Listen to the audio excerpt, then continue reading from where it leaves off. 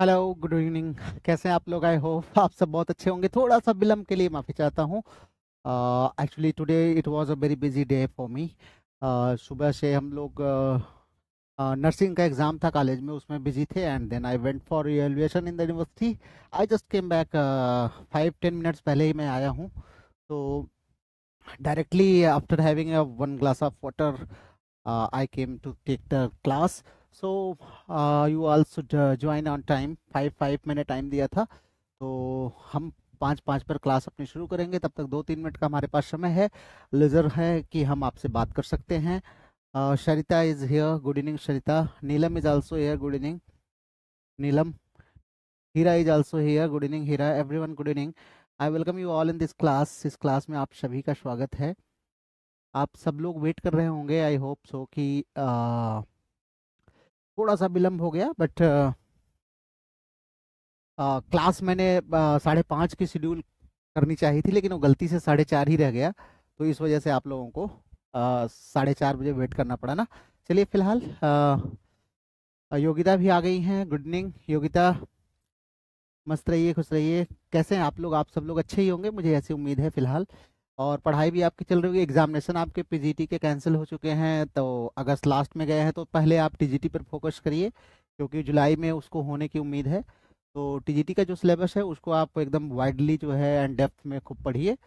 और कुछ आपके क्वेश्चन कैरी जो भी हैं वो आपस में पूछा करिए, हमसे भी पूछिए, डिस्कस किया करिए आप लोग। तो चलिए और भी हमारे स्टूडेंट्स जो हैं आ जाएं, फिर हम लोग क्लास की शुरुआत करते हैं। ठीक है।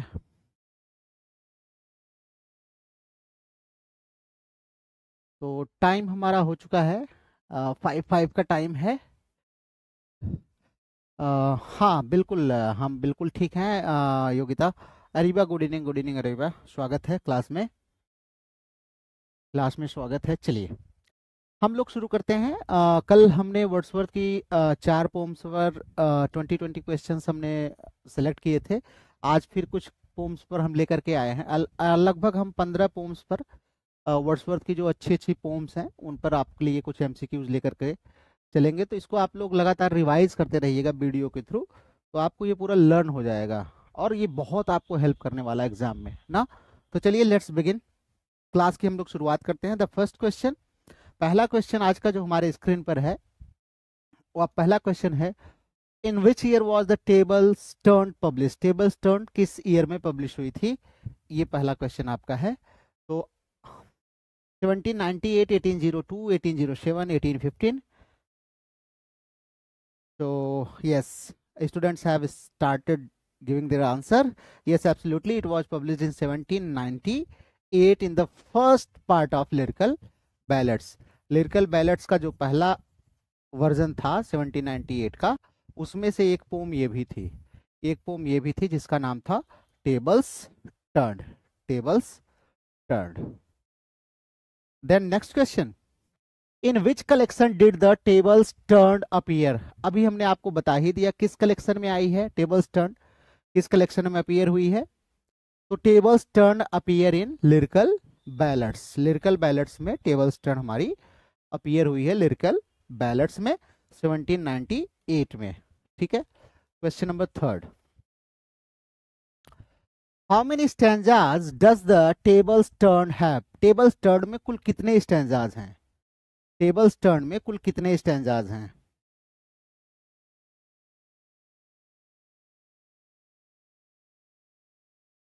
टेबल्स टर्न में कुल कितने स्टैंजाज हैं? देखिए ये स्टैंजाज वगैरह भी बहुत इंपॉर्टेंट होते हैं, एग्जाम में पूछ लेता है और हम लोग गलतियां कर बैठते हैं, इसलिए जरूरी है कि आप इनको जरूर फोकस करके रखें। यस, देयर आर 8 क्वार्टरेंस ना। 8 क्वार्टरेन है इसमें। 8 क्वार्टरेन, क्वार्टरेन मतलब 4 लाइन्स ना। तो 8 × 4, 32 लाइन्स इन ऑल ना। टोटल 32 लाइन्स हैं। 8 स्टैंजा क्वार्टरेन फॉर्म में लिखा गया है। क्वार्टरेन फॉर्म में लिखा गया है। How many lines are there in total? तो I just told you 32 lines. 4 lines का स्टैंजा है, क्वार्टरेन जिसको हम लोग बोलते हैं। और हमारे पास टोटल कितने क्वार्टरेंस हैं? 8। तो total 32। 2 lines, 32 lines in all. Then next question is, what is the central theme of the poem? Poem की सेंट्रल थीम क्या है? पोम की सेंट्रल थीम क्या है? What is the central theme of the poem? Yes, Wordsworth says that learning from nature over books. ना Wordsworth क्या कहते हैं? Nature is a better teacher than books. Books की अपेक्षा एक ज्यादा बढ़िया टीचर कौन है? हमारा नेचर है, प्रकृति है. तो learning from nature over books को ये फोकस करते हैं. What does the speaker urge his friend to do in the poem? Poem में स्पीकर क्या कहता है अपने फ्रेंड से? क्या अर्ज करता है उसको करने के लिए?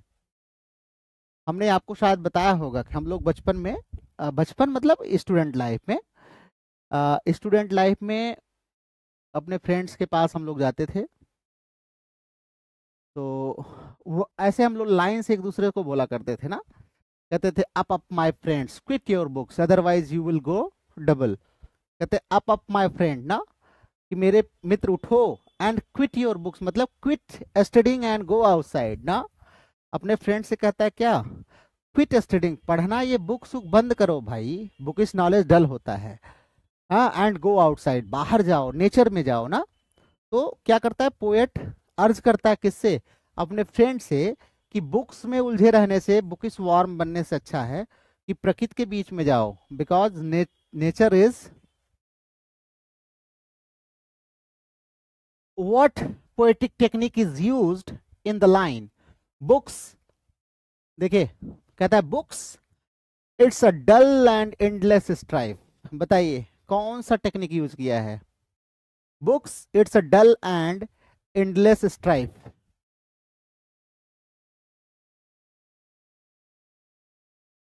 It's dull and endless strife.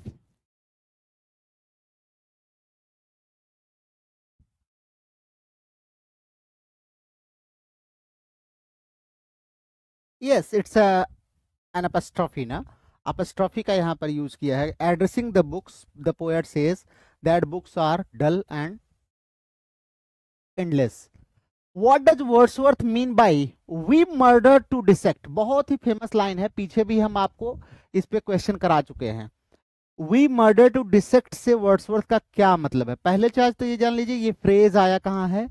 ये फ्रेज हमारा आया है टेबल्स टर्न में. तो आप याद रखिएगा ना, ये आ जाए कि इसका मतलब तो आप जानते हैं, लेकिन आ जाए कहाँ की लाइन है तो आप कंफ्यूज हो जाएं. लाइन को भी याद रखिएगा, ठीक है? We murder to dissect, yes. कहता है साइंस क्या करता है? डिस्ट्रॉयज नेचर्स ब्यूटी ना. साइंस जो है वो नेचर की ब्यूटी को डिस्ट्रॉय कर देता है. क्यों? क्योंकि जो साइंटिफिक रैशनलिज्म है ना, वर्ड्सवर्थ का कहना है, ये नेचर को एनालाइज करता है, एनालाइज करके इसको किल कर देता है. इसके अंदर की जो स्पिरिचुअल इमोशनल जो इसेंस इसका है ना, उसको किल कर देता है. कौन? नेचर. जैसे अब हम लोग क्या है, नेचर को हम लोग, जैसे हमारा इमोशनल अटैचमेंट क्या है, जैसे सपोज करिए कि इमोशनल अटैचमेंट हमारा क्या है कि हम लोग धरती को माँ कहते हैं ना. तो अब साइंस उसको डिसेक्ट करेगा, कहेगा धरती माँ नहीं है, it is the just composition of a few particles and made to be a soil, जिनमें ऐसे प्रकार के होते हैं, दैट इज नॉट माँ एंड अदर ना. तो कहता है कि ये क्या करते हैं, हमारे जो इमोशनल और स्पिरिचुअल इसेंस होते हैं ना, उनकी किलिंग कर देते हैं. What romantic concept is central to this poem? इस पोम में कौन सा रोमांटिक कॉन्सेप्ट सेंट्रल है? कौन सा रोमांटिक कॉन्सेप्ट सेंट्रल है?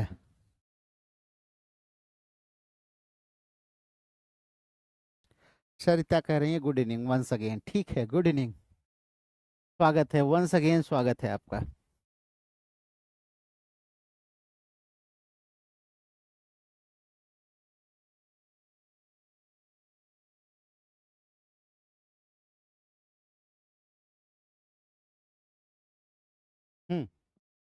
Let nature be your teacher ना. हाँ. What romantic concept is central to this? Yes, emotional intuition and nature as moral teacher ना. यही इसका मेन एसेंस है, ध्यान, पोम का कॉन्सेप्ट है यही। पोम क्या रिफ्लेक्ट करती है? रोमांटिक बिलीफ, इमोशन में जो होता है ना, उस पर बिलीव करती है। What metaphor is implied in let nature be your teacher? Let nature be your teacher में कौन सा मेटाफर इम्प्लाई किया गया है? हाँ Heera, good evening once again, good evening. ठीक है, स्वागत है सबका। प्रिया इज आल्सो हियर, स्वागत है प्रिया। चलो बताओ बच्चों। Neha is Madhu Mishra is here. Madhu Mishra, introduce yourself, where from you, and आप किस कंपटीशन की तैयारी कर रही हैं, आपकी एजुकेशनल क्वालिफिकेशन क्या है, इन सब के बारे में आप।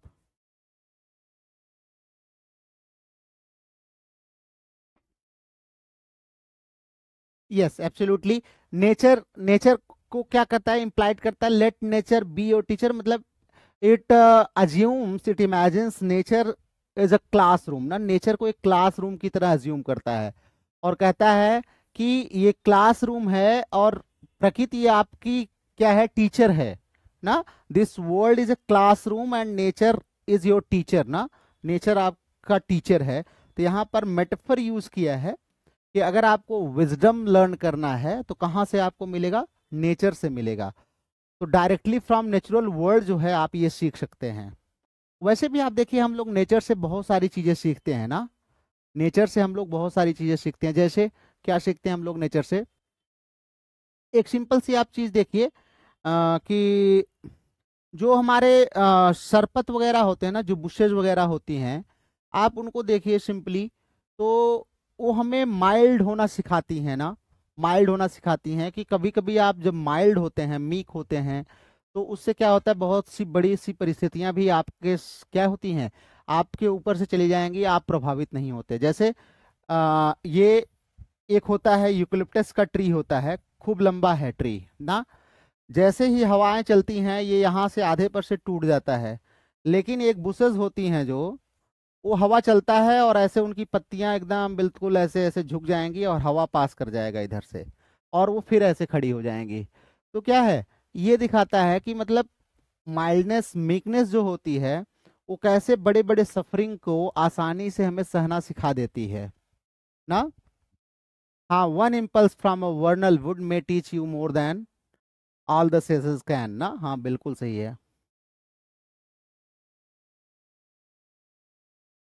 Ariba is saying we are waiting for you, sir. What does it mean? Am I audible?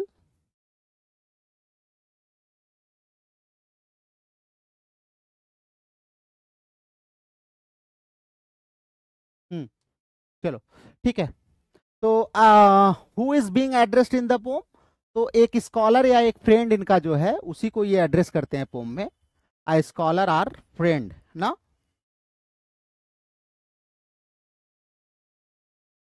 ये अपने फ्रेंड से डायलॉग फॉर्म में लिखा है, ध्यान रखिएगा।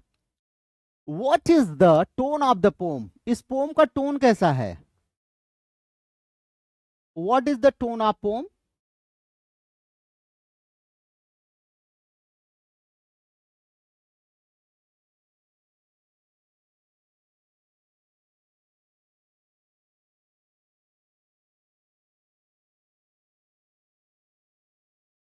Yes, it is playful, passionate and persuasive tone है ना। पहली चीज तो फ्रेंडली है, प्लेफुल है, पैशनेट है, थोड़ा सा इमोशनल भी है, and as well as persuasive है ना। अपने फ्रेंड को परस्यू कर रहा है, अर्ज कर रहा है कि वो क्या करे, इन बुक्स को, जो डल बुक्स हैं, इनको छोड़ करके नेचर में जाए। अच्छा ठीक है, ठीक है, ठीक है। हाँ मे बी योग्यता। अच्छा, वेटिंग, आप लोग वेट कर रहे थे, yes I know know it, कि मुझे पता है आप लोग इंतजार कर रहे थे, but I was outside. The poem suggest nature can teach us. Poem कहती है नेचर हमें सिखा सकती है। क्या सिखा सकती है? क्या सिखा सकती है नेचर? तो nature can teach us the spirit of Joy and wisdom ना।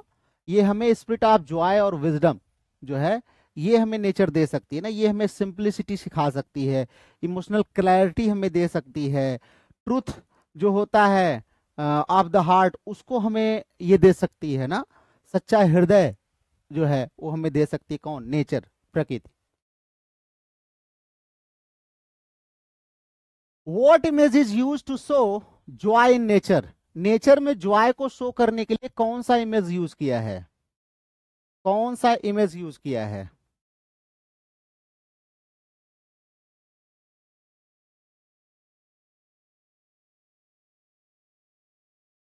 ये सिंगिंग ऑफ द बर्ड्स ना, कहता है दोज रैप्चरस सॉन्ग ना, रैप्चरस सॉन्ग जो हैं, रैप्चर के साथ ये चिड़िया जो गा रही हैं, ये क्या करती हैं? They are symbolic to natural joy ना, नेचुरल जॉय को ये सिंबल है। ये कहती हैं कि बुक में आपको ये थोड़ी मिलेगा ना, बुक में आप उसके साउंड को पढ़ सकते हो, लेकिन the joy that you will feel after listening to the music, listening to the melodious music of the birds जो है वो आपको वहां पर नहीं मिल सकता है। What figure of speech is used in books? It is a dull and endless strife। तो ये तो हो ही चुका था हमारा। अपस्ट्रॉफी ये रिपीटेड आ गया है, अपस्ट्रॉफी है, पीछे ये क्वेश्चन हम लोग कर चुके हैं। चलिए, What kind of learning is criticized in the poem? Poem में किस प्रकार की लर्निंग को क्रिटिसाइज किया है? किस प्रकार की लर्निंग को क्रिटिसाइज किया है?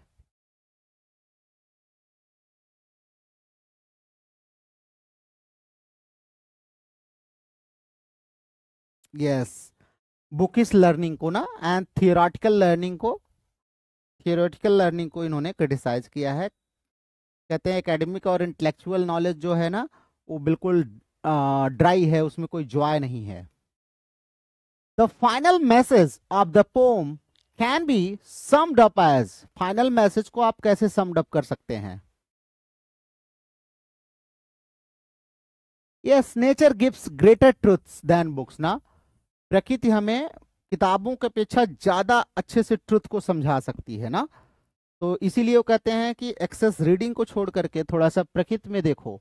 What poetic form is used in the tables turn? Tables turn में कौन सा पोएटिक फॉर्म यूज किया गया है?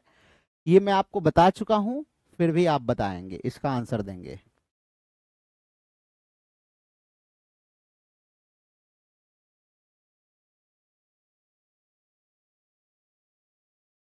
यस एवरीवन, केवल 4-5 लोग ही आंसर दे रहे हैं। कितने लोग अभी कनेक्टेड हैं क्लास में? हीरा, रीबा, रोहित, योगिता, सरिता, यही यही लोगों से आंसर आ रहा है, बाकी सब लोग सो रहे हैं।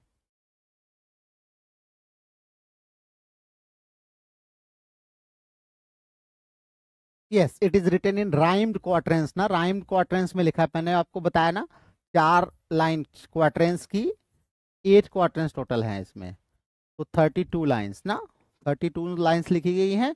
राइम्ड कहने का मतलब क्या है? A B A B A B A B form में लिखी गई है, ठीक है, ए बी पैटर्न पे, तो राइम्ड क्वार्टरेंस।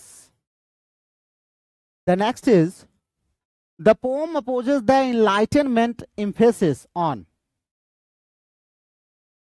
कह रहे हैं इनलाइटनमेंट एम्फेसिस जो है उसको किस चीज की एम्फेसिस पर ये अपोज करती है? इनलाइटनमेंट किस पर फोकस करता है?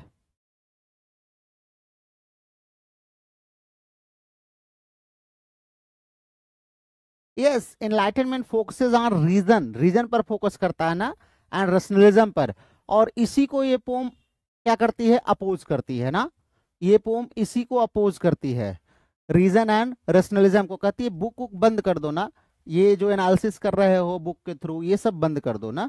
इसीलिए कहते हैं कि आपको क्या करना है, आपको इंट्यूटिव लर्निंग आपको करनी है, आपको इमोशनल जो आपके अंदर वैक्यूम है ना उसको फिल करना है, जो इमोशनल विजडम है वो अपने अंदर पैदा करना है। तो रीजन एंड रैशनलिज्म को ये क्या करते हैं? अपोज करते हैं। What does the title the tables turn suggest? Title tables turn क्या सजेस्ट करता है?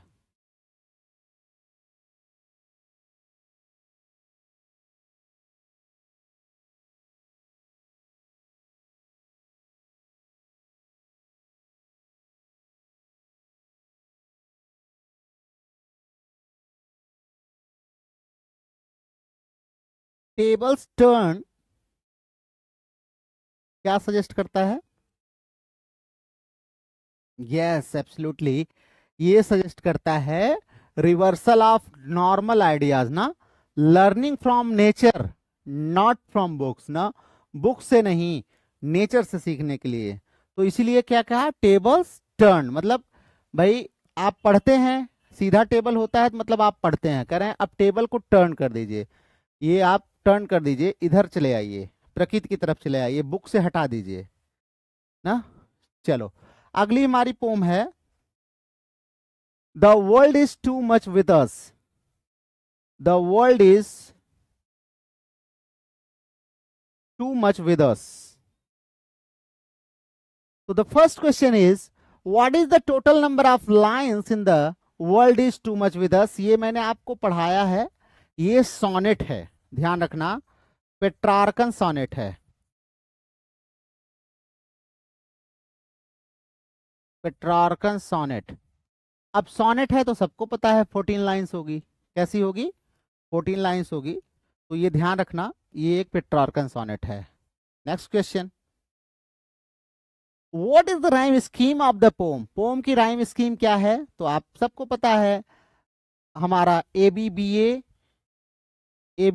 सी डी, नहीं, A B B A C D, ये वाला हो जाएगा पेट्रार्कन सोनेट। पेट्रार्कन में आपको पता है ऑक्टेव होते हैं, सिस्टेट होते हैं ना, 8 lines, first 8 lines are called octave and last 6 lines are called sestet. Octave की राइम स्कीम जो होती है वो ए बी बी ए होती है, और सिस्टेट की जो होती है वो सी डी होती है। हालांकि इसमें राइटर अपने हिसाब से जो है इमोशन के हिसाब से चेंजेस कर देता है, लेकिन जो हमारा ऑक्टेव है इसकी राइमिंग में चेंजेस नहीं होते हैं, ठीक है। When was the world is too much with us written? World is too much with us कब लिखा गया था? When it was written?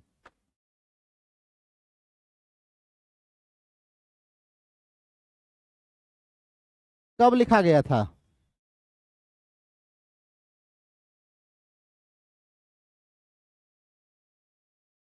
सरिता भी आ गई हैं भाई, इनका भी स्वागत है। नकीबा और प्रीति, रेनू, ये सब गायब हैं।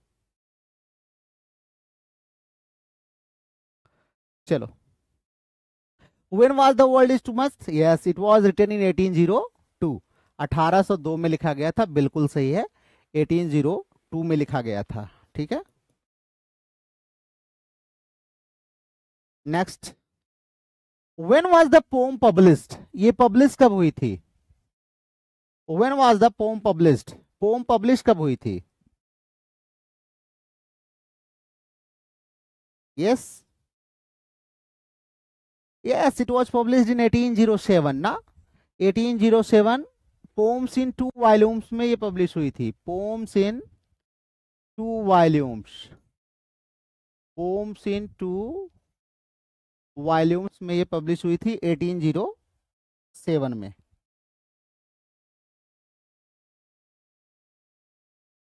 What is the main theme of the poem? Poem की मेन थीम क्या है? पोम की मेन थीम क्या है?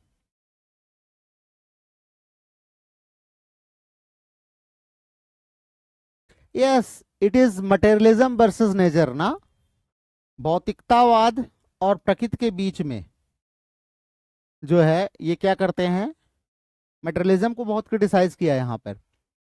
What does the line getting and spending we lay waste our powers? कह रहे हैं गेटिंग और स्पेंडिंग में ही हम अपने पावर को बर्बाद कर रहे हैं। इससे पोएट क्या कहना चाहता है, इसका क्या अर्थ है?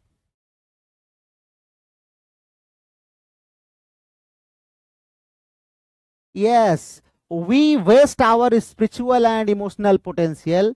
हमारी जो आध्यात्मिक और कह सकते हैं इमोशनल जो हमारा पोटेंशियल है ना, उसको हम वेस्ट कर देते हैं, किसमें?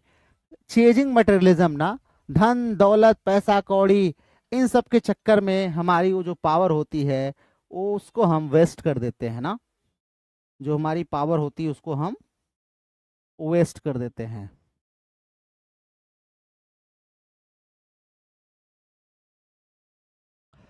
What figure of speech is used in "We have given our hearts away, a sordid boon"?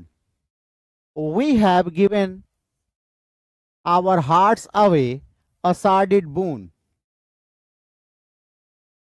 Which figure of speech is used here? आप लोग फिगर ऑफ स्पीच के लिए बीए सेकंड सेमेस्टर के प्लेलिस्ट में जाइए और जितना फिगर ऑफ स्पीच मैंने दिया है वो सब आप लोग पढ़ लीजिए,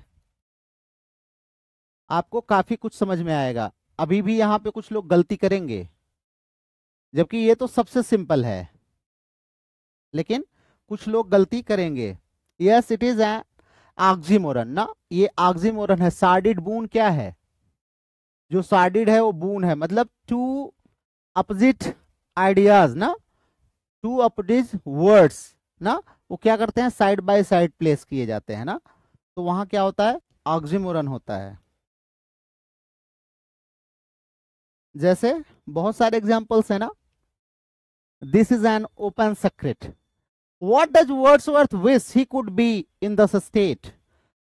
कह रहे हैं कि स्टेट में जब वर्ड्सवर्थ पहुंचते हैं तो उनकी क्या इच्छा है, वो क्या हो सकते हैं, what he wish to be, क्या वो बनना चाहते हैं।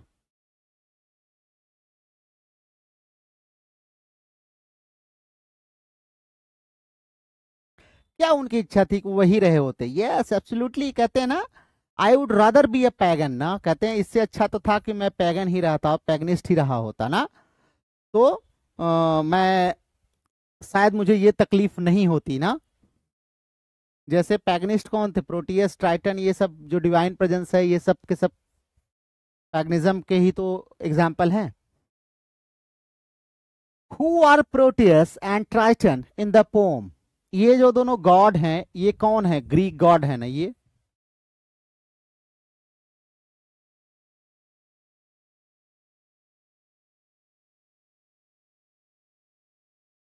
Yes, absolutely, they are sea gods from classical mythology. Classical mythology से ये लोग लिए गए हैं, सी गॉड्स हैं, ध्यान रखना।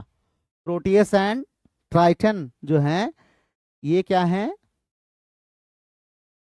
सी गॉड्स हैं।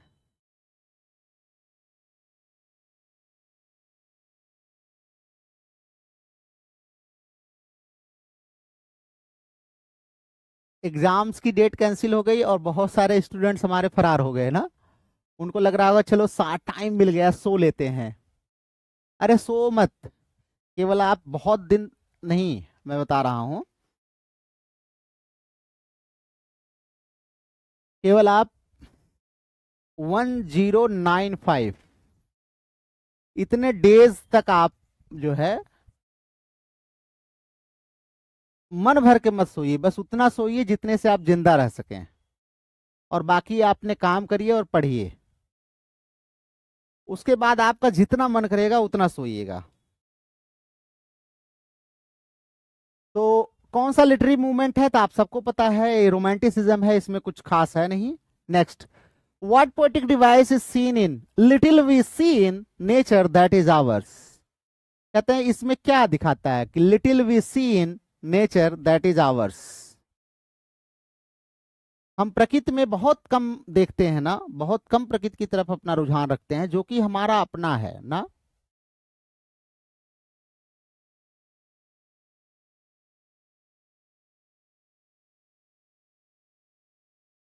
Little we see in nature that is hours.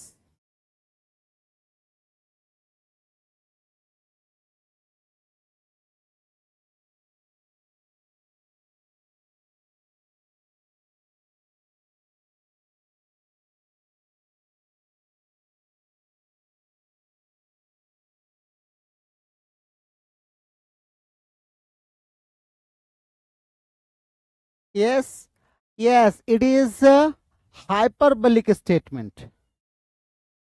यहां पर पोएट क्या करता है, पोएट कहता है कि little we see in nature, little शब्द लगाया है, ध्यान रखना, मतलब हम नेचर में देखते ही नहीं, ये हाइपरबोलिक एक्सप्रेशन है।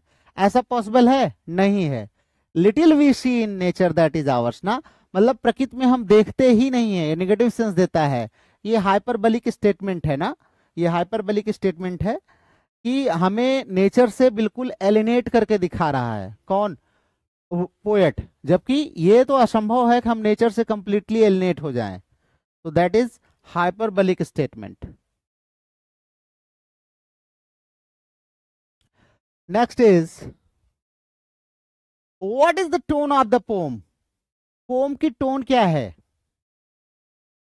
तो yes, poem is mournful, mournful है एंड क्रिटिकल है। जो हमारे वैल्यूज, हमारे इमोशंस खत्म होते जा रहे हैं ना, और सोसाइटी जो नेचर को निग्लेक्ट कर रही है ना, उसको क्या करते हैं, उस पर मौन करते हैं।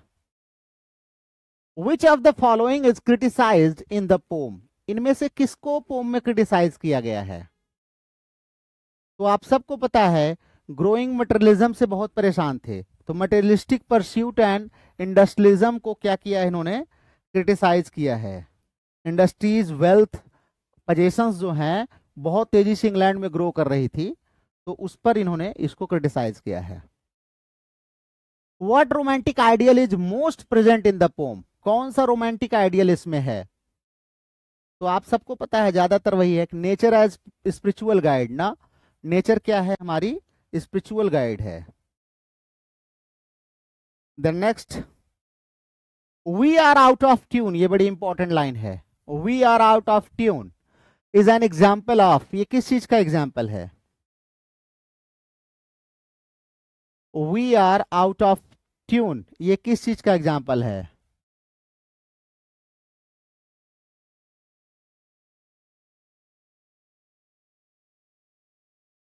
यस,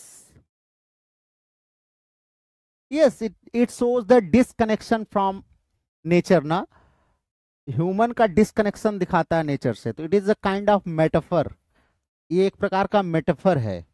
ठीक है, म्यूजिकल मेटाफर का यूज करके पोएट क्या करता है, हमारे जो डिसकनेक्शन है नेचर से उसको दिखाता है। What natural images are included in the poem, कौन सी नेचुरल इमेजेस यूज की गई हैं पोम में? तो सी यूज किया गया है, विंड्स यूज किया गया है, फ्लावर्स यूज किया गया है ना, ये नेचुरल इमेजेस यूज की गए हैं।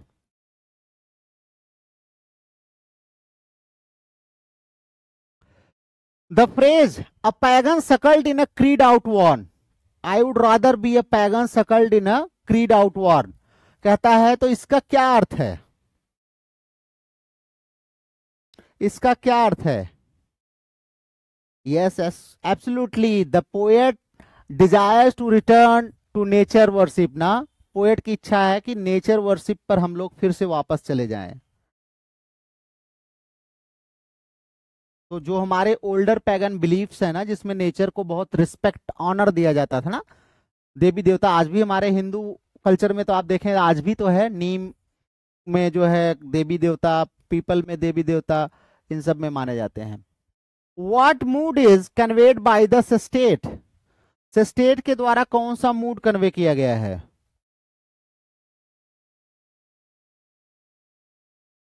यस, सेस्टेट में पोएट होपफुल कर है, hopeful vision through imagination, imagination के थ्रू जो है पोएट को ये लगता है कि एक बेटर स्पिरिचुअल कनेक्शन हमारा कहीं ना कहीं बन सकता है ना। Which poetic form is used in the world is too much with us, कौन सा पोएटिक फॉर्म यूज किया गया है? It is a Petrarchan sonnet ना, पेट्रार्कन सोनेट है, आप सब जानते हैं, ऑक्टेव और सेस्टेट में लिखा गया है। What is the central message of the poem, poem का सेंट्रल मैसेज क्या है? तो इसका मैसेज यही है कि modern life has made us spiritually poor and disconnected from nature ना, मॉडर्न लाइफ ने हमें बिल्कुल स्पिरिचुअली पुअर बना दिया है ना, बैरन हो चुके हैं हम बिल्कुल, और हमें नेचर से डिस्कनेक्ट कर दिया है ना। और इसीलिए कहता है कि नेचर से आप रिकनेक्ट हो जाइए और जो मटेरियलिस्टिक वैल्यूज हैं उनको आप छोड़ दीजिए। लेकिन फिर भी इंसान तो आज के युग में तो इंसान मटेरियलिज्म के पीछे ही भाग रहा है ना, उसके लिए रिलेशंस, इमोशंस, इन सब की जगह नहीं है। रिलेशन, इमोशंस कहीं है भी तो वो भी बस उसी के लिए है। नेक्स्ट हमारी अगली पोम है Laodamia. What type of poem is Wordsworth Laodamia? Wordsworth की लोडामिया किस प्रकार की पोम है? तो अगर आपको याद हो तो मैं आपको बता दूं कि हमने आपको नरेटिव पोम्स की जब लिस्ट लिखाई थी तो वहां हमने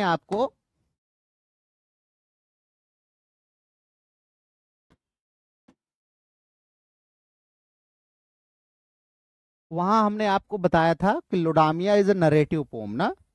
नरेटिव पोम है जो ग्रीक माइथोलॉजी पर बेस्ड है। किसकी स्टोरी है आपको पता ही है, प्रोटेसिलास की स्टोरी है।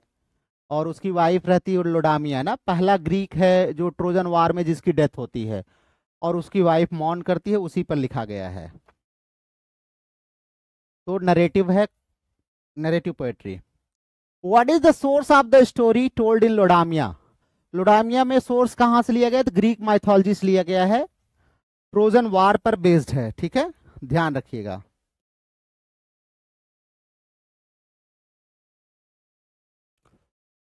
Who is Protesilaus in the poem? Poem में प्रोटेसिलस कौन है? तो Protesilaus is a Greek warrior who dies in the Trojan war ना। ट्रोजन वार में इसकी डेथ हो जाती है।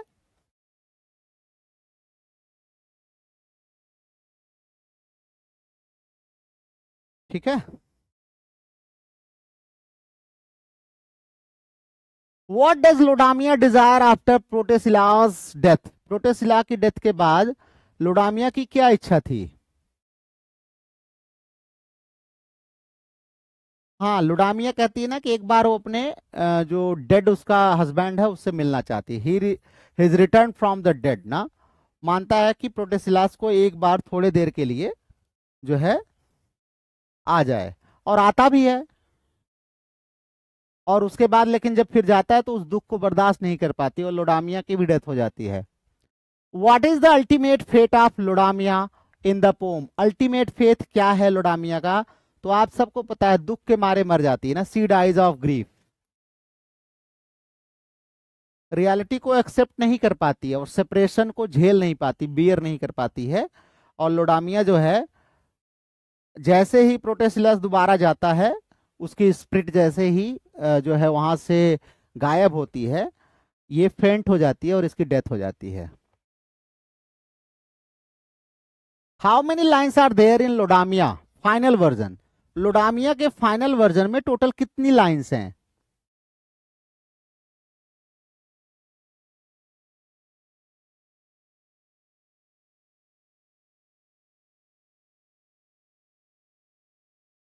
लोडामिया के फाइनल वर्जन में टोटल कितनी लाइन्स हैं?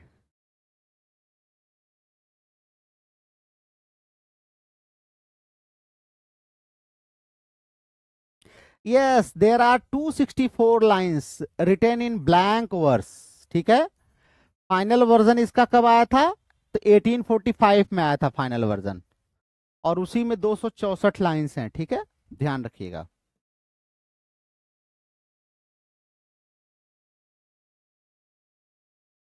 Next is, when was the poem Laodamia first published? Laodamia पहली बार कब पब्लिश हुई थी?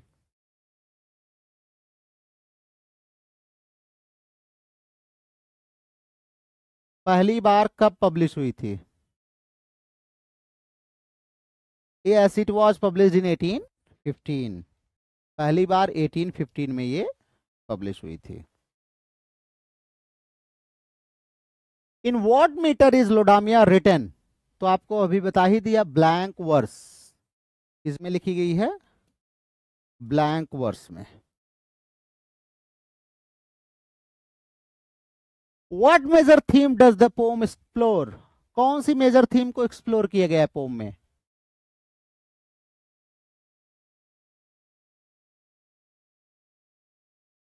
Yes, conflict between human passion and higher duty ना।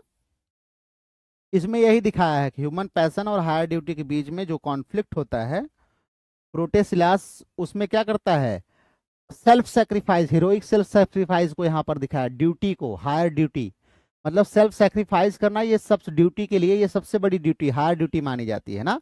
जबकि दूसरी तरफ लोडामिया क्या है? ह्यूमन पैशन की गुलाम है ना।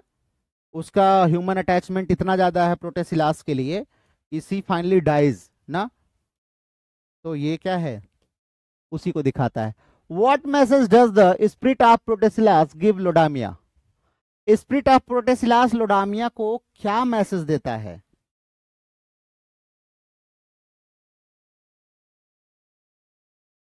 नीलम की बहुत देर बाद वापसी हुई है। हाँ, हाँ, वो कहता है कि सी मस्ट ओवरकम हर अर्थली अटैचमेंट्स ना। कहता है ये जो तुम्हारा सांसारिक मोह माया है ना, इससे थोड़ा सा ऊपर आओ, ओवरकम करो, इस पर विजय प्राप्त करो। नहीं तो ये अर्थली लव जो तुम्हारा है ना, ये डिवाइन पर्पज को क्या करता है, हैम्पर करता है। और उसका जो सेक्रीफाइस है वो कहीं ना कहीं क्या हो जाएगा, बेकार चला जाएगा। Which Greek god is mentioned as guiding the outcome? कौन सा ग्रीक गॉड जो है वो रिजल्ट को देने के लिए मेंशन किया गया है इसमें?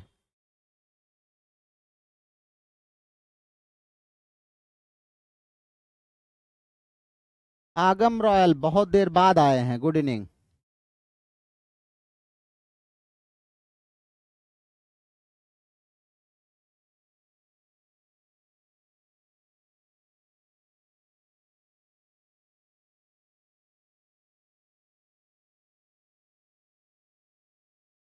Yes absolutely, that is Hermès ना। हर्मेस नहीं, जुपिटर। जुपिटर है उसमें। एक minute, let me confirm first.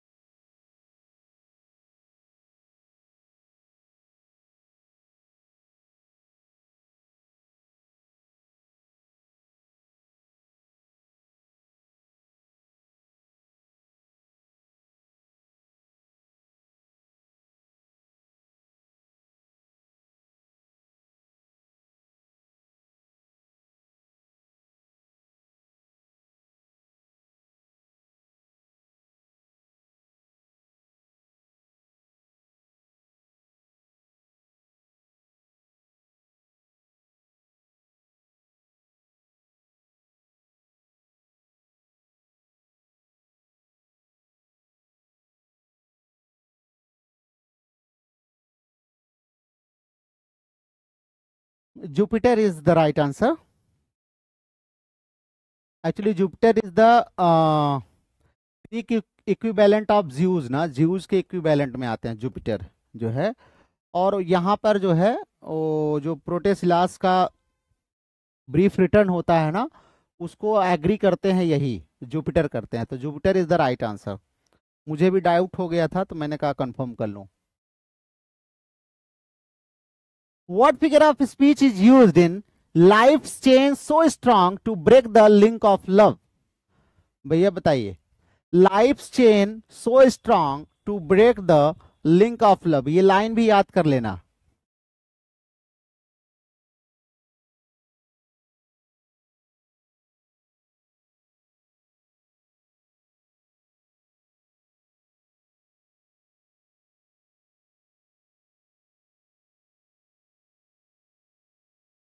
Yes, yes absolutely, there is metaphor ना, मेटाफर है। Life chain so strong to break the link of love, तो link of love, chain of life, ये सब क्या है, मेटाफर है ना। चेन ऑफ लाइफ ना, life is like a chain नहीं कह रहा है, चेन ऑफ लाइफ कह रहा है सीधे। तो there are metaphors. What romantic characteristics is evident in Laodamia's character? Laodamia के करेक्टर में कौन सा रोमांटिक ट्रेट मिलता है? रोमांटिक ट्रेट कौन सा है? Yes, it is intense emotion and individual suffering ना, उसके अंदर यही हमें दिखाई देता है कि उसका इमोशन बहुत ज्यादा इंटेंट है ना, बहुत ज्यादा ओवरवेलमिंग है, और इनर कॉन्फ्लिक्ट तो खूब ही है उसके अंदर, suffering. What quality does Protesilaus embody in the poem? Protesilaus के अंदर क्या क्वालिटी है?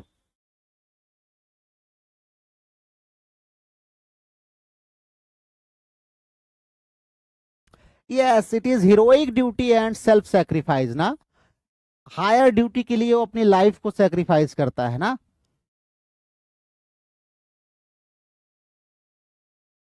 कहता है कि भाई ये जो प्रोफेसी है उसके लिए मैं जाऊंगा सबसे पहले, यही था ना कि सबसे पहले जो जाएगा उसकी डेथ हो जाएगी, तो कहता है कि ग्रीस के लिए मैं जाऊंगा, नेशन के लिए। Which classical authors influenced Wordsworth retelling of the myth? किस क्लासिकल ऑथर ने जो है इस रीटेलिंग ऑफ द मिथ को इन्फ्लुएंस किया है?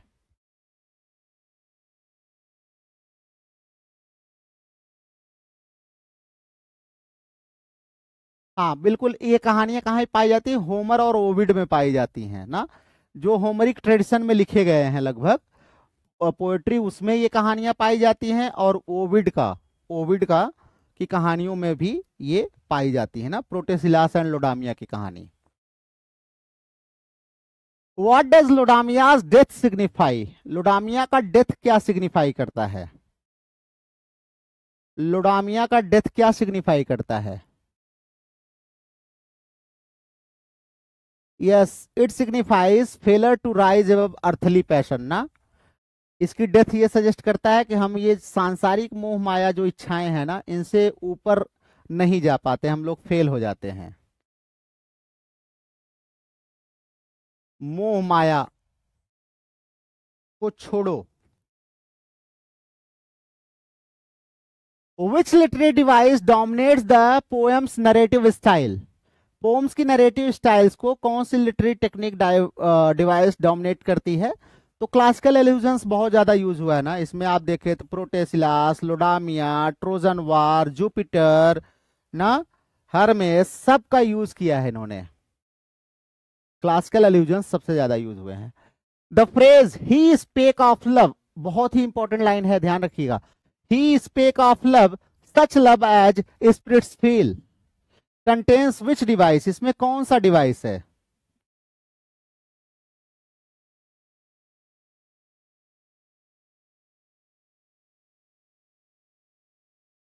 He spake of love, such love as spirits feel.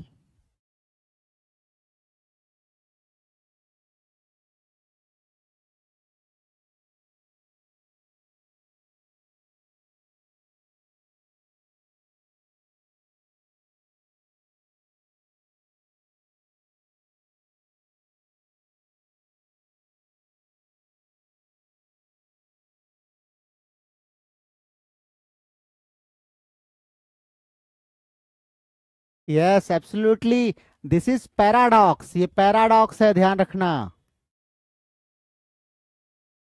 ठीक है, ये पैराडॉक्स है। जो फिगर ऑफ स्पीच प्रोमिनेंट होता है हम उसको ही पहले लिखते हैं।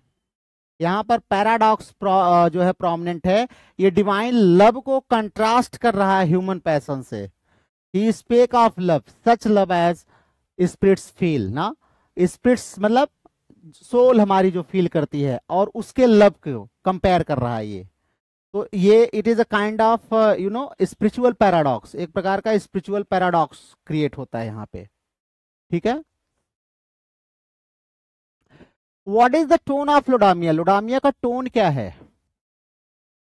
तो आपको पता है it is reflective and tragic ना, रिफ्लेक्टिव है और ट्रेजिक है भाई, काफी सीरियस, मेडिटेटिव, एम्फसाइजिंग और मॉरल गिविंग, मॉरल स्ट्रगल को दिखाते हुए लिखा गया है। What is the central message of Laodamia? Laodamia का सेंट्रल मैसेज क्या है? यस, यही मैसेज है कि earthly attachments must yield to spiritual law ना, स्पिरिचुअल लॉ के आगे अर्थली अटैचमेंट्स को सरेंडर कर देना चाहिए ना, तो ये ध्यान रखिएगा, ये हमेशा आप याद रखिएगा कि ये हमारे वर्ड्सवर्थ साहब ये मॉरलाइज करते हैं, ठीक है, और कहते हैं कि स्पिरिचुअल लॉ के सामने कुछ भी नहीं टिकता, तो जितने भी हमारे अटैचमेंट्स हैं ये समाप्त हो जाना चाहिए। अगली हमारी पोम है Michael. What type of poem is Michael? Michael कैसी पोम है? तो ये भी नरेटिव पोम है, पैस्टोरल नरेटिव पोम, ध्यान रखिएगा। लोडामिया के बाद माइकल भी पैस्टोरल नरेटिव पोम है। It is about a shepherd's life and the personal tragical event that happened in his life ना, उसी पर बेस्ड है। How many lines are there in Michael? Michael में टोटल कितनी लाइन्स हैं? Michael में total कितनी लाइन्स हैं?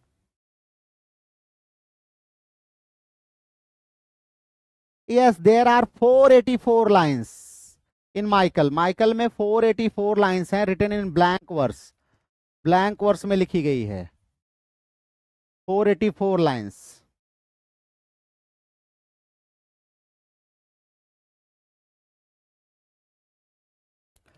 What metre is used in the poem Michael? तो ब्लैंक वर्स अभी हमने आपको बता ही दिया, ब्लैंक वर्स यूज किया गया है। In which collection was Michael first published? पहली बार माइकल किस कलेक्शन में पब्लिश हुआ था?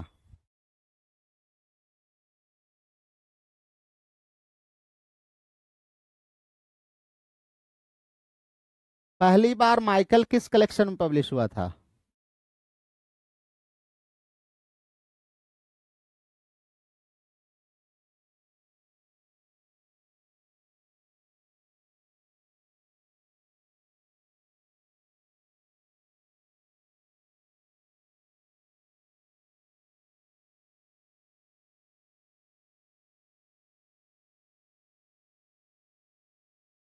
किस में पब्लिश हुआ था? हाँ बिल्कुल, लिरिकल बैलेट्स के सेकंड एडिशन में, ध्यान रखिएगा 1800 वाला जो एडिशन है ना, इसमें पब्लिश हुआ था। Who is the title character in the pome? Title character कौन है? हमने बताया it is story about a shepherd ना, तो एन ओल्ड शेफर्ड है, उसी की ये स्टोरी है ना, ओल्ड शेफर्ड है, he is a symbol of moral dignity. What is the name of Michael's wife? Michael की पत्नी का नाम क्या है? हमारे यहाँ लोकल लैंग्वेज में पत्नी को क्या बोलते हैं? मेहरारू। है थोड़ा अजीब सा ना, पर्यायवाची है, भोजपुरी पर्यायवाची। What is the name of Michael's wife? Michael की मेहरारू का क्या नाम है? तो सी is Isabel.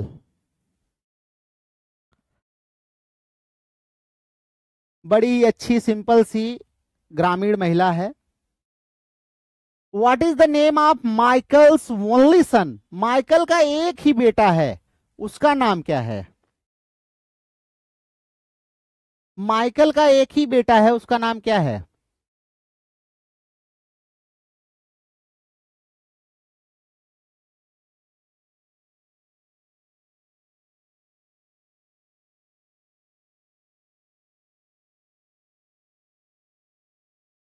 Yes, he is Luke ना, Luke is the only son of Michael.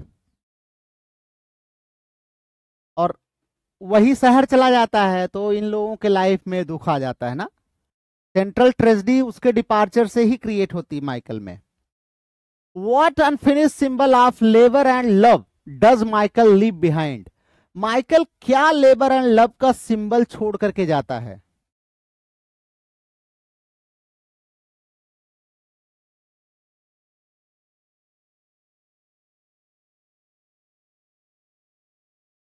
बिल्कुल, अ स्टोन वॉल ना, एक स्टोन वॉल बनाता रहता है, सी फोल्ड वेल वॉल जो है, और ये अनफिनिश्ड रह जाती है। और ये क्या दिखाती है? This shows Michael's broken dreams, Michael के ब्रोकन ड्रीम्स एंड होप्स को दिखाता है, एंड ल्यूक्स के डिपार्चर को दिखाता है ना। तो ये ध्यान रखिएगा, a stone wall, a stone wall. What major theme does the poem explore? Poem कौन सी थीम को एक्सप्लोर करती है? Poem explore parent child bonds and moral responsibility ना। पेरेंट चाइल्ड बॉन्ड्स को दिखाता है, और एक पिता की क्या रिस्पॉन्सिबिलिटी होती है उसको दिखाता है। सेपरेशन, द सारो, सारो जो होता है created by the separation of father and child, उसको दिखाता है। और दिखाता है how a father is failed in his duty ना, अपने ड्यूटी में कैसे फेल होता है उसको दिखाता है। Where does Luke go to seek work? Luke जो है काम खोजने के लिए कहां जाता है?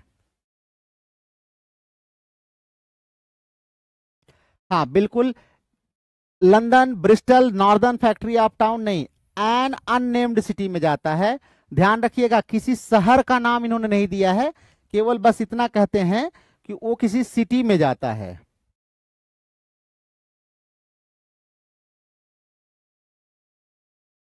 What promise does Michael ask of Luke before he leaves? Luke के जाने से पहले माइकल ल्यूक से क्या प्रॉमिस कराता है?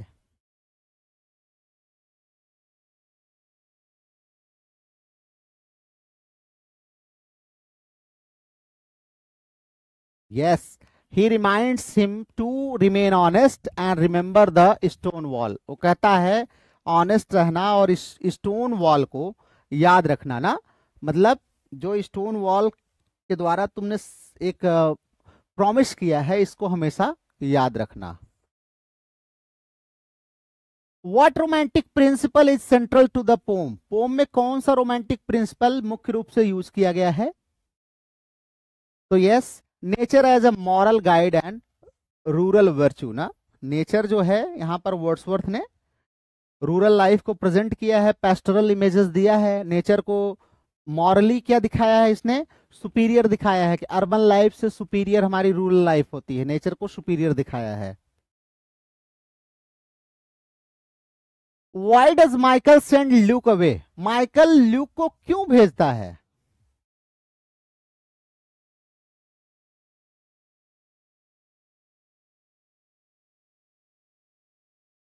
हाँ बिल्कुल, एक्चुअली माइकल ने कुछ कर्ज ले रखा है ना, और उसके पास थोड़ी बहुत जमीन है, वो जमीन को बेचना नहीं चाहता है। तो उस लैंड को बचाने के लिए वो सोचता है कि अपने लिंक के थ्रू मैं ल्यूक को भेज दूंगा, सिटी में जाएगा, वहां पर कुछ नौकरी बिजनेस करेगा तो उसको थोड़ा सा पैसा मिल जाएगा, तो मैं अपने कर्जे निपटा लूंगा। तो to pay off a debt using a family connection ना, फैमिली कनेक्शन को यूज करके उसको लगता है कि ल्यूक को सक्सेस मिल जाएगा और मैं क्या करूंगा, अपना कर्जा निपटा लूंगा। व्हाट डज द अनबिल्ट सीप फोल्ड सिंबलाइज? ये अनबिल्ट सीप फोल्ड जो है ये क्या सिंबलाइज करता है? अनबिल्ट सीप फोल्ड, अनबिल्ट सीप फोल्ड वॉल, सीप फोल्ड वॉल है ना, मतलब ये क्या दिखाता है? सीप फोल्ड वॉल जो कि मतलब ल्यूक के द्वारा फिनिश किया जाएगा, ये फिनिश नहीं होता। ये क्या दिखाता है? It shows the broken dreams and incomplete legacy ना, इनकम्प्लीट लेगेसी को दिखाता है। ये अनफिनिश्ड ही रह जाता है ना, लॉस को दिखाता है ये। It is symbol of loss, it is symbol of unfulfilled desires, joys ना, ये ध्यान रखिएगा, hopes. What natural element does Michael frequently turn to for strength? कह रहा है थोड़ी स्ट्रेंथ के लिए माइकल बार बार किस नेचुरल एलिमेंट को याद करता है? यस, माउंटेन की चर्चा वो बार बार करता है ना, माउंटेन की चर्चा वो बार बार करता है। What tone best describes the poem? Poem को बेस्ट डिस्क्राइब क्या कर सकता है? तो poem is quite melancholic and dignified. Melancholic है, रिफ्लेक्टिव टोन है, मॉरल सीरियसनेस से भरा हुआ है। What poetic device dominates the narrative style? ये नरेटिव स्टाइल में कौन सी पोएटिक डिवाइस डोमिनेट करती है? It is symbolism and simplicity. Symbolism and simplicity, बिल्कुल क्लियर सिंपल जो है लैंग्वेज और सिंबल इमेजरी ये सब यूज करते हैं हमारे कौन, वर्ड्सवर्थ साहब ना। What moral lesson does the pome ultimately offer? क्या मॉरल लेसन पोम हमें देती है? तो पोम हमें देती है कि loss is a part of human dignity and duty. तो अगर आप काम करोगे, डिग्निटी आपके अंदर है, वर्क करोगे, तो लॉस तो उसका एक पार्ट है ना। जैसे मुझे बहुत सारे लोग कहते हैं कि इतना समय आप क्यों देते हैं, जो है इतना लॉस आप करते हैं, इतनी एनर्जी ना। तो ह्यूमन डिग्निटी एंड ड्यूटी का पार्ट क्या है? लॉस है। And now the second last question for the day, what landscape dominates the poem setting? Poem की सेटिंग को कौन सा लैंडस्केप डोमिनेट करता है? तो आपको पता है ये लेक डिस्ट्रिक्ट कंट्री साइड जो है वही लैंडस्केप इन्होंने दिखाया है ना। And the last question for today, what does the poem Michael mourn most deeply? ये पोम सबसे ज्यादा किस चीज को मॉर्न करती है? Yes, the poem mourns the corruption of urban life and broken generational bonds ना। ये इसी को मॉर्न करती है। कैसे जनरेशनल बॉन्ड, सब मतलब माता पिता और बच्चे के बीच में जो एक जनरेशन बॉन्ड है वो कैसे कैसे ब्रेक हो रहा है उसको दिखाता है। अर्बन लाइफ के करप्शन को दिखाता है ना, ये दिखाता है। तो यहाँ पे आज के लिए फिलहाल इतना ही। कल हम इनकी 4-5 पोम और लेके आपको आएंगे। उसके बाद फिर एक आध सीरीज और होगी, ऐसे ही चलता रहेगा हमारा। और इसके बाद हम आपको आपके लिए जो ले आएंगे वर्ड्सवर्थ ही जैसे हमारे खत्म होंगे, तो हम आपको 1625 से लेकर के 1660 तक की हिस्ट्री पर आपको लगभग हम 150 क्वेश्चंस लेकर आएंगे। 150 क्वेश्चंस मिनिमम आ रहेंगे, 200 तक भी हो सकते हैं।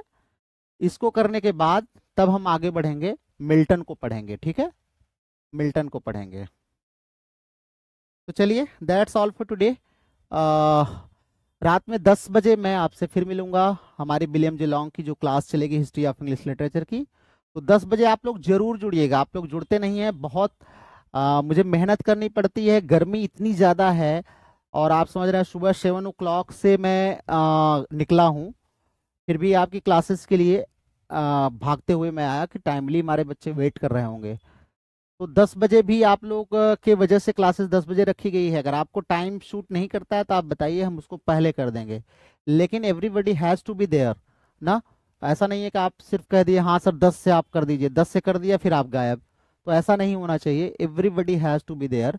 10 बजे से क्लास चलती है, otherwise I will shift the class ना, क्लास को शिफ्ट कर दूंगा। क्योंकि 10 से 11 में पढ़ाता हूँ, फिर काम करते करते 2 बज जाता है, फिर सुबह 7 बजे उठ जाओ, तो it is quite strenuous for me. तो आपको क्या करना है, एकदम क्लियर रखना है कि हाँ ये टाइम है तो सबको प्रेजेंट रहना है। ये क्लास ऐसे नहीं कि आपको सब कुछ यहाँ पे मिल रहा है फ्री में, आपको लगता है कि चलो ठीक है कोई बात नहीं है। जब आप पैसा देते हैं तो आप रेगुलर टाइम से जुड़ जाते हैं ना। अभी हमारे यहाँ आप देखिए बहुत सारे सिविल सर्विसेज और वगैरह वगैरह कोचिंग करते हैं लोग, जहाँ पर 1,50,000 दे करके कोर्स करते हैं। तो बिल्कुल टाइम से माँ बाप भी उनको बैठा देंगे, कहें काम मत करो, ये लो बैठो पढ़ो ना। वही चीज़ आपको यहाँ पे मिल रही है, और बिना किसी खर्च किए, बिना किसी पैसे के ना।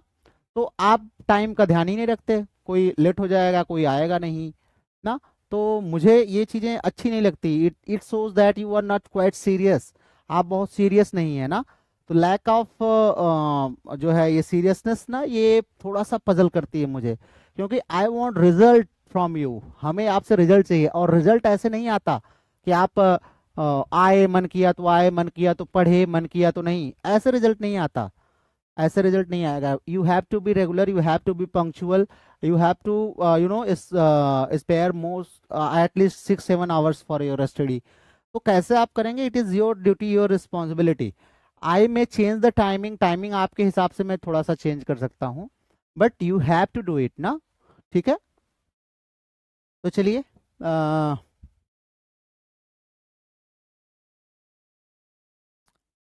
हाँ आगम बिल्कुल डेली रात में 10 बजे होती है, 10 बजे क्लास होती है, इसीलिए तो मैं कह रहा हूँ ना 10 o'clock पे मैं आता हूँ, और 10 o'clock पे 10 PM पे, 10 से ऑलमोस्ट 11 PM तक चलती है।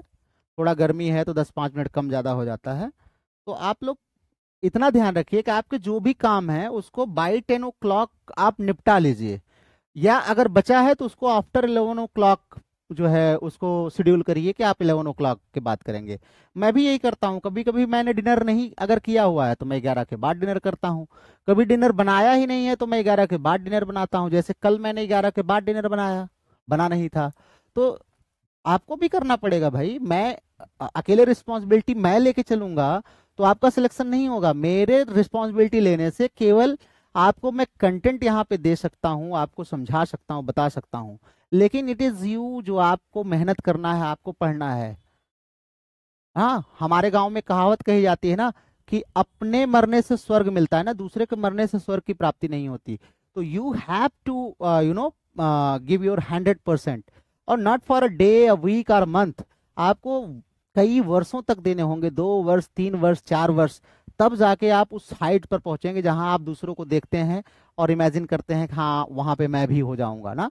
तो उसमें पंक्चुअलिटी बहुत इंपॉर्टेंट है। बी पंक्चुअल, रिवाइज करिए। हाँ अगेन एंड अगेन। आप कितने भी अपने आप को होशियार समझते हैं, आपको लगता है कि आपने ये 100 क्वेश्चन में से 100 आपको आता है, कितने भी आप बनेंगे ये 100 आता है, लेकिन ये भूल जाएगा अगर रिवाइज नहीं करेंगे तो ना। तो इसलिए रिवीजन भी बहुत जरूरी होता है, तो आप चीजों को रिवाइज करते रहिए। अभी हम मिसलेनियस जब कराएंगे, आगे चल के आपको मिसलेनियस क्वेश्चंस कराएंगे। अभी तो पर्टिकुलर पोम पे चल रही है, पर्टिकुलर आथर पे चल रहा है, राइटर पे चल रहा है। जब हम सब मिक्स करेंगे तब खिचड़ी बनेगी, जब तब आपको पता चलेगा कि आपने कितना मन से पढ़ा था इसको। एक बार रिवाइज करके आप वहां सोच रहे हैं कर लेंगे तो नहीं कर पाएंगे। इसको 2 बार 4 बार रिवाइज करेंगे तब वो आपको वहां पे कंफर्म क्लियर रहेगा। क्योंकि जब मिक्स हो जाता है ना तब हमें होता है कि यार कौन से इल्यूजन की बात कर रहे हैं। ग्रीक माइथोलॉजी तो इसमें भी यूज हुई, इसमें भी यूज हुई है, तो प्रोटियस एंड ट्राइटन किस में यूज हुए थे, तो प्रोटेसिलास किस में, आप कंफ्यूज हो जाएंगे। टेबल्स टर्न में प्रोटेसिलास आया था कि जो है लोडामिया में आया था। तो वहां पे आपके पास बहुत सारे ऑप्शंस मिक्स करके आएंगे ना, और भी ग्रीक का यूज जो किया है कीट्स से उठा करके दे देगा। तो you have to be clear, इसलिए आपको ये पढ़ने के साथ साथ आपको रिवाइज करना है बार बार ना। और अपने से ये जानना है कि हम हर दिन कुछ ना कुछ पढ़ रहे हैं, कुछ ना कुछ हमें मिल रहा है। और कितना भी आप पढ़ लें, रिवीजन अगर जिसने स्टॉप कर दिया तो मैं ये मानता हूं कि उसका सिलेक्शन हो जाएगा, लेकिन वो टॉप लेवल पे तो नहीं आ सकता। रिवीजन बहुत इंपॉर्टेंट है। आप कितना भी पढ़े लिखे व्यक्ति हो, हम लोग भी अगर अभी एग्जाम देना हो तो ऐसा नहीं है कि बिना रिवाइज किए जा सकते हैं। रिवाइज किए जाएंगे, हो सकता है एग्जाम पास भी कर लें, लेकिन वो जो रैंक होती है अच्छी वो नहीं आ पाएगी। तो इसलिए आप लोग मेहनत करिए, सीरियसली मेहनत करिए। मैंने आपको बताया ना 1095 डेज आप दीजिए, 1095 मतलब 3 इयर्स। इसको 365 से आप डिवाइड करिए तो लगभग 3 इयर्स आपका आएगा ना। तो 3 इयर्स आप जम के पढ़िए, और चौथे 5वें साल जब आप हमसे मिलेंगे तो आप खुशी खुशी मिलेंगे, आप प्रसन्न होकर के मिलेंगे और बताएंगे, हर जगह चर्चा भी करेंगे ना। तो 3 साल आप अपने मुझे दीजिए और मैं आपको एक बहुत ही बेहतरीन कैरियर बना करके दूंगा, ठीक है। तो चलिए फिलहाल हम आपसे 10 बजे मिलते हैं। सीरियस हो जाइए बेटा, 5-6 घंटे पढ़िए। नंबर ऑफ क्लासेस भी मैं बढ़ाऊंगा, उसको रिवाइज करिए। आप लोग बताया करिए क्या कितना आपने पढ़ लिया है, आपको कितना समझ में आ रहा है, कितना नहीं समझ। आप लोग फीडबैक भी नहीं देते हैं, हाँ सर ये मैंने पढ़ा, ये मुझे समझ में आया, ये लर्न हो गया है, मेरी ये चीजें हैं। मतलब इतना पता नहीं कैसे। मैं तो अपने स्टूडेंट लाइफ में था तो मैं तो सोचता था कि हमेशा मैं टीचर से बात करता रहूं, मैसेज डालता रहूं कि सर मैंने ये पढ़ा, ये वाली ऐसी थी, ये वाली ऐसी थी। आप लोग पता नहीं why you are you know so apathetic कह सकते हैं, या इतने न्यूट्रल टाइप के आप लोग हैं। थोड़ा सा एनर्जी अपने अंदर लाइए ना, ये लगातार मोमेंटम बना के रखेंगे तभी जो है आप अपनी मंजिल पा पाएंगे ना, नहीं तो रुक जाएंगे। ध्यान रखिएगा, ठीक है। तो चलिए let's end the class for today, see you again tomorrow at 10 o'clock। 10 o'clock पे आपसे मिलेंगे, और in a day or two, मान के चलिए 2-3 दिन के अंदर मैं जैसे यूनिवर्सिटी की रिस्पॉन्सिबिलिटी से फ्री हो जाऊंगा तो I will start your class for MH अब्राम एंड ग्रामर एज वेल ना। उसकी क्लास भी मैं आपकी ऐड कर दूंगा। तो चलिए, see you at 10 o'clock। Till then take care of your self. Good day all.